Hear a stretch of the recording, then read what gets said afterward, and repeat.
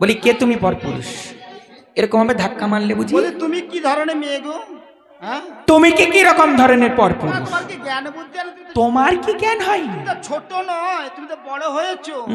পরপুরুষের ধান ভাঙতে তোমার লজ্জা করে না? তোমার লজ্জা করে? তুমি একটা পরনারীকে এসে ধাক্কা মারলে তোমার লজ্জা করে না? তুমি পরের জমি ধান ভাঙা বড় বড় আগে তোমার লজ্জা করেনি? তুমি কথা বলো নি, সত্যি কথা বলো। তো সত্য পরিচয় কি? বঙ্গদেশে বাড়ি আমার, শেখরপুরে ঘর, স্বামী আমার ভাঙর ভোলা, দোলই দিগম্বর। আমার দুইটি ছেলে রয়েছে, দুইটি মেয়ে রয়েছে। একজনের নাম হচ্ছে কার্তিক গণেশ, লক্ষ্মী সরস্বতী। তাই নাকি? এই দেখো, আমারও দুটো ছেলে দুটো মেয়ে। ছেলে দুটোর নাম হচ্ছে কার্তিক গণেশ, আর মেয়ে দুটোর নাম হচ্ছে লক্ষ্মী সরস্বতী। তাই নামে নামে ধামে ধামে হইল মিলন, তোমার সঙ্গে সই পাতাবো এই আকিঞ্চন। দেখো দেখো, সমস্ত জল আমি এক নিমিষে শোষণ করে দিলাম। এই কই মাছটি, এই পুঁটি মাছটি, মাছ ধরবো বলে আমি মাঠে নেমেছি।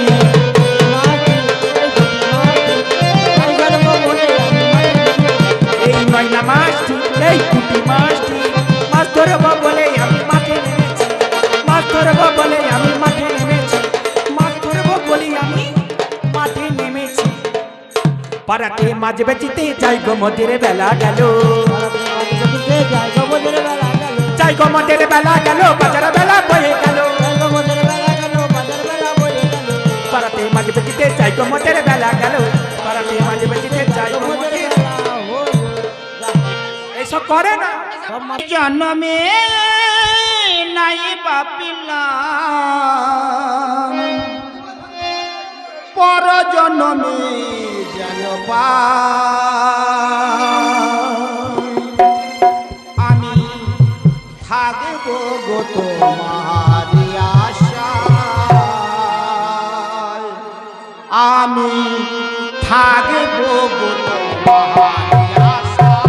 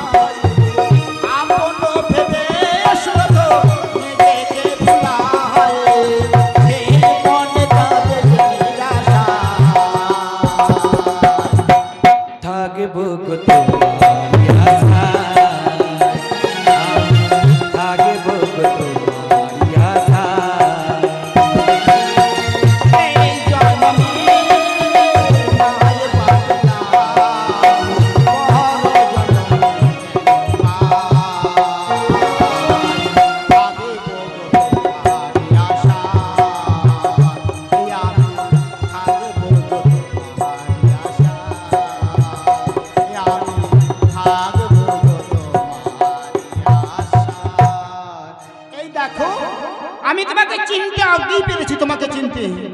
সত্যি তুমি আজকে এইরকম দেশ করে মাঠের মধ্যে কেন তুমি আমার সঙ্গে চলনা করবে ভাবতে পারি না। তোমাকে একদিন শঙ্খ পোড়াতে পারি না বলে রাগের বশে কার্তিক গণেশ লক্ষ্মী সরস্বতী কিনে তুমি বাপের বাড়ি চলে আসলে। আর সেই বাপের বাড়ি এসে বাগদিন মেয়ে ধারণ করে মাঠের মধ্যে ধান ভেঙে মাছ ধরছো। আমি কি তোমাকে চিনতে পারি না? আমি চিনতে অনেক আগে পেরেছি।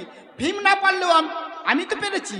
ভীম বুঝতে পারে না, ভীমকে ডাকি, ভীম ডাকলে বুঝতে পারবে। এই ভীম! কে রে মামা?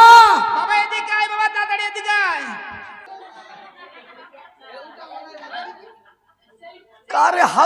বসেছে।